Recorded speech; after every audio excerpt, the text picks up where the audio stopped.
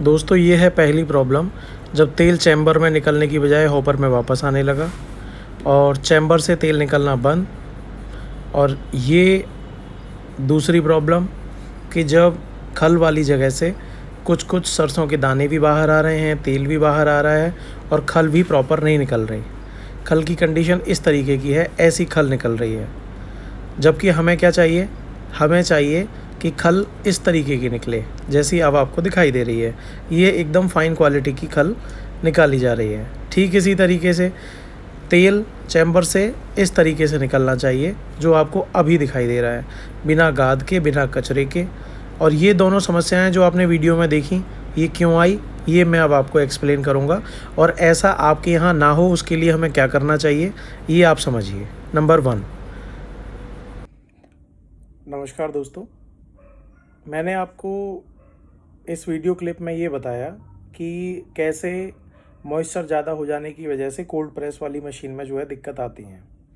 तो देखिए इसमें क्या है कि जो पहले हॉपर में जो ऑयल वापस आने लगा था, उसकी जो प्रॉब्लम थी वो थी मॉइस्चर ज़्यादा होने की वजह से।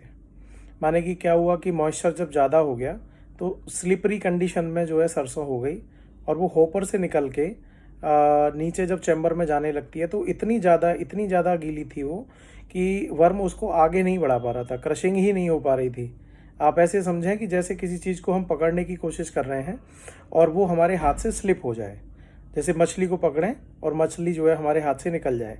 सेम उस तरीके से सरसों वर्म के अंदर घूमने लगती है तो चैम्बर में आगे की तरफ बढ़ नहीं पाती। जब चैम्बर में आगे की तरफ नहीं बढ़ पाती, लेकिन जो हॉपर है, हॉपर से सरसों निकल के और हॉपर के नीचे जो फर्स्ट वर्म है वहाँ पे जो क्रशिंग होती है उसके थ्रू जो तेल है वो ऊपर धीरे धीरे धीरे धीरे धीरे धीरे आने लगता है, आगे जाता नहीं है तो वो ऊपर की तरफ बढ़ने लगता है।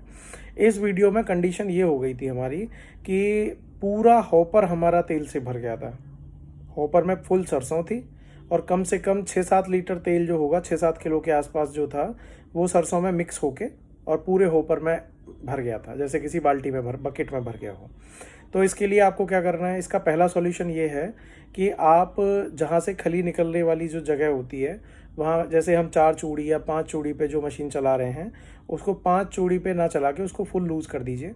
तो होगा ये कि जब पूरी लूज़ हो जाएगी तो धीरे धीरे जो लिक्विड वहाँ पे है वो सारा निकल जाएगा। नंबर 2, उसके बाद क्या करें, या तो आप हॉपर मैनुअली खाली कर लें।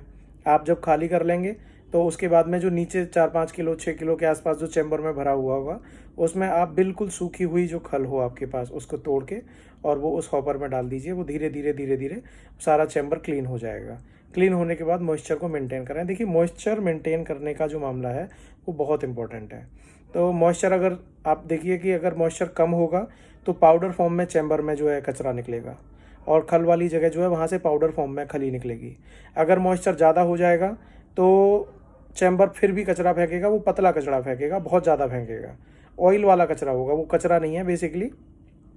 अब आप एक चीज़ समझेंगे, 25 एचपी की मोटर या 12 एचपी की मोटर जो लगी हुई है कितना प्रेशर डालती होगी, कितनी पावरफुल मोटर होती है।